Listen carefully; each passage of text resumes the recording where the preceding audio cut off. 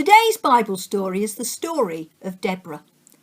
God's people, the Israelites, now lived in the land of Canaan, the land which God had promised to Abraham many, many years ago.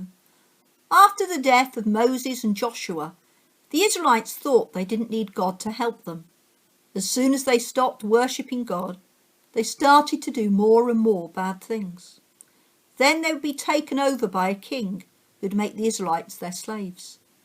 Then the Israelites would say sorry to God and ask God to rescue them. God chose people called judges to lead the people and help rescue them from their enemies. What's that, Francis John? You've been trying to do it by yourself, but it's not working. What have you been trying to do? You've been trying to build a model spaceship, but you haven't got enough paws to do it. Oh dear, that is something tricky to do alone. Would you like me to help you? Yes, but can you still name the spaceship even if I help you? Of course. Well, in our Bible story today, we hear about how Barak decided that he needed the help of Israel's leader, Judge Deborah, to help him do what God had called him to do. Are you ready for our story today? The story of Deborah. King Jabin had captured Israel. The Israelites cried out to God to save them, and God chose Deborah as judge to help them. Deborah was a prophet. She listened to God and passed on God's messages to God's people. As their leader, Deborah would sit beneath a certain tree. People would come to see her. They would tell her their problems, and she would tell them what God wanted them to do. One day she sent for Barak to come to see her. She told him, God has given you this command. Take 10,000 men and lead them to Mount Tabor. I will bring Sisera, the commander of Jabin's army, to fight you, and you will win.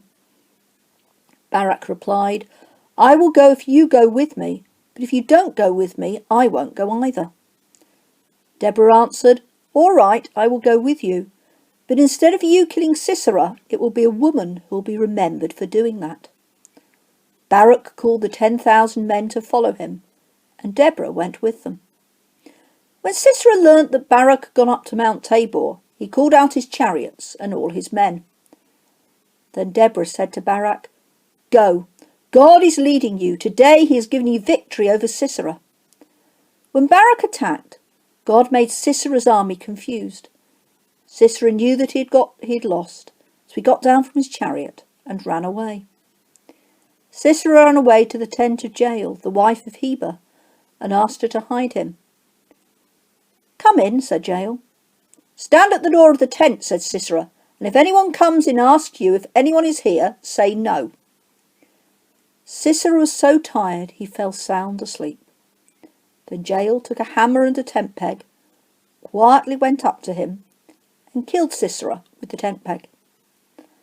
When Barak came looking for Sisera, Jael went out to meet him and said to him, Come here, I will show you the man you're looking for. So he went in with her, and there was Sisera, dead. King Jabin had lost, and Deborah and Barak sang a song to remind people of how God had helped them win the battle and what Jael had done. Deborah led the Israelites for 40 years as their judge, and while she was the leader, there was peace.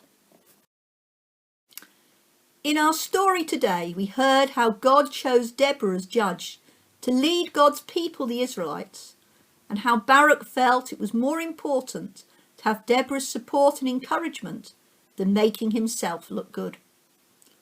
I wonder if you could have anyone, who would you choose to support and encourage you? You may like to close your eyes and think about that person now.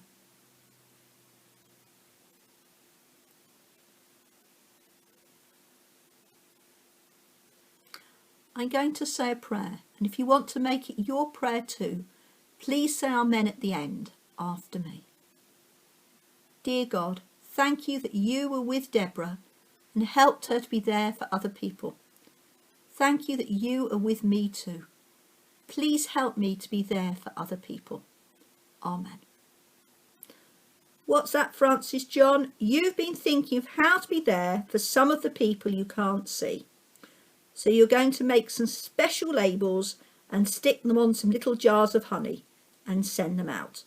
I think that would be a lovely idea. Do I think that you might need to test a little bit of the honey first to check that it's okay? Well, what do you think, Francis John? Well, thank you for joining us today for the story of Deborah. We look forward to you joining us again soon. Goodbye and God bless.